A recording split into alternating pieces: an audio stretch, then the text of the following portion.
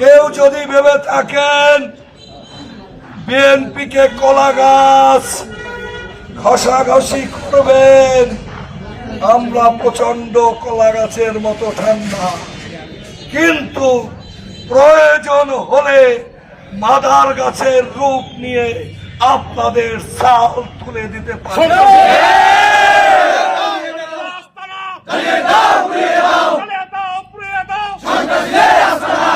যারা এখনো সন্ত্রাস নৈরাজ্য চালাচ্ছে, ওই বিদেশের টাকায় গুপ্ত বাহিনী বিএনপিকে আঘাত করার জন্য, বিএনপিকে নিশ্চিত করার জন্য নেক সুরাতে হাজির হচ্ছে। খবরদার, খবরদার, আপনার সামনে আসলে কোনো সন্ত্রাস করতে চাইলে বাংলাদেশের জাতীয়তাবাদী শক্তি নেতা কর্মীরা কেউ কে শের সন্ত্রাসীদের আস্তানা অ্যাকশন, অ্যাকশন, সন্ত্রাসীদের অ্যাকশন, আমার ভাইয়ের রক্ত। আমরা কোন রাজনৈতিক দল নিষিদ্ধের পক্ষ যেমন নই, কোন ঘর বাড়ি জ্বালিয়ে দেওয়ার পক্ষেও আমরা নই। আমরা মধ্যপন্থা, আমরা সকলের কথা বলার অধিকার দিতে চাই। অধিকার নিতে গিয়ে ৭১-এর ভূমিকায় কেউ পালন করবেন, অথবা গুপ্ত বাহিনীর মতো কেউ ছাত্র সংগঠন দিয়ে মানুষকে আবারও বিভ্রান্তি ছড়াবে। আমরা কিন্তু রাজপথে আছি, ছিলাম, রক্ত দিয়েছি। ওই পতিত স্বৈরাচারের চেলারা আপনারা সাবধান হয়ে যান। নির্বাচন যারা বানচাল করতে চান, এদেশের জনগণ তাদেরকে কোনোভাবে ক্ষমা করবে না। যেতে দেব না, ভাইয়ের রক্ত যেতে দেব না। 12 তারিখের নির্বাচন মানুষের কথা বলার অধিকারের নির্বাচন, ভোট ও ভাতের নির্বাচন। এই নির্বাচন বানচাল করতে চাইলে আপনারা প্রতিরোধ গড়ে তুলতে পারবেন না। আপনারা তো তারা যারা শহীদ জিয়ার পাশে দাঁড়িয়ে সেই লাল ফিতা বেলে স্বেচ্ছাসেবক জনতা গড়ে তোলো একটা স্লোগান দিয়েছিলেন, ঠিক না? তারেক রহমানের পাশে দাঁড়িয়ে তার মার্কাকে, তার মঠকে, তার চিন্তাকে বাংলাদেশের মানুষের মধ্যে ছড়িয়ে দেবেন, এই দায়িত্ব আপনারা নিতে পারেন না। আসুন ছড়িয়ে পড়ি গ্রামীগঞ্জে তারেক রহমানের বার্তা নিয়ে। যেখানেই সন্ত্রাসী দেখবেন, নৈরাজ্যকারী দেখবেন, স্থানীয় থানায় পৌঁছে দেবেন।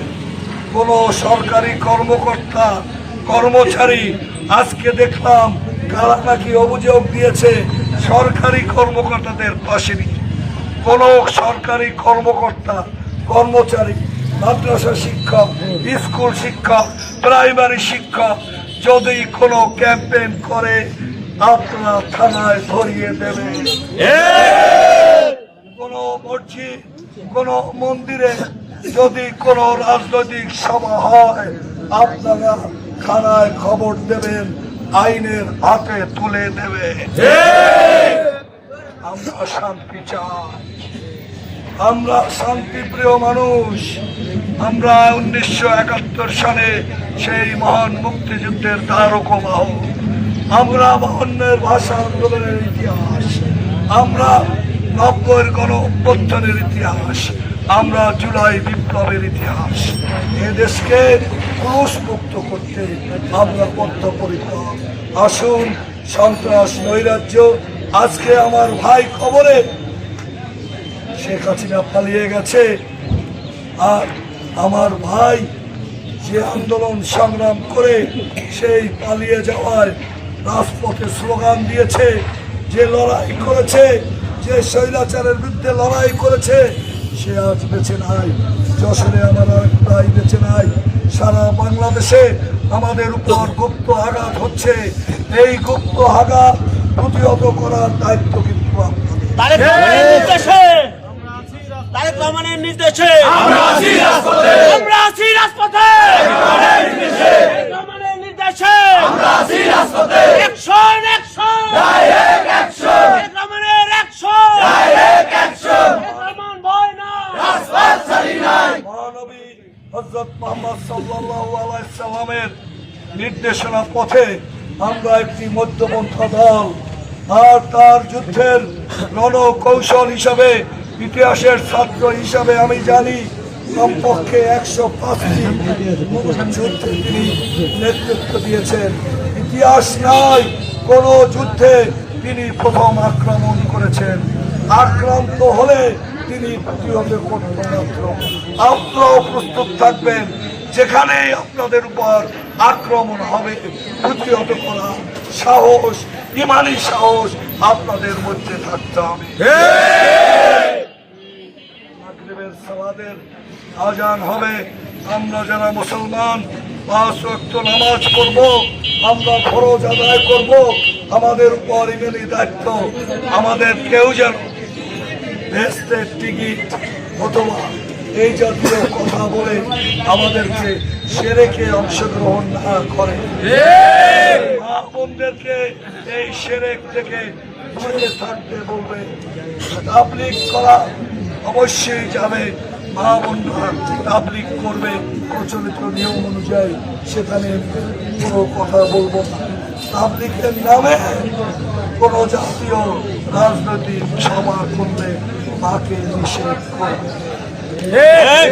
আবারও বলি, আমার যে সমস্ত ভাইয়েরা সরকারি কর্মকর্তা কর্মচারী, তারা যদি আবারও মাঠে নামে, আমরা আইনের হাতে তুলে দিতে বাধ্য হব। আসুন ঐক্যবদ্ধ থাকি, লড়াই করি একটি সুন্দর দেশের জন্য, লড়াই করি মানুষের দাবি আদায়ের জন্য, লড়াই করি মানুষের ভাগ্য উন্নয়নের জন্য। এই লড়াইয়ে নেতৃত্ব দেবেন আগামী দিনের প্রধানমন্ত্রী জনাব তারেক রহমান।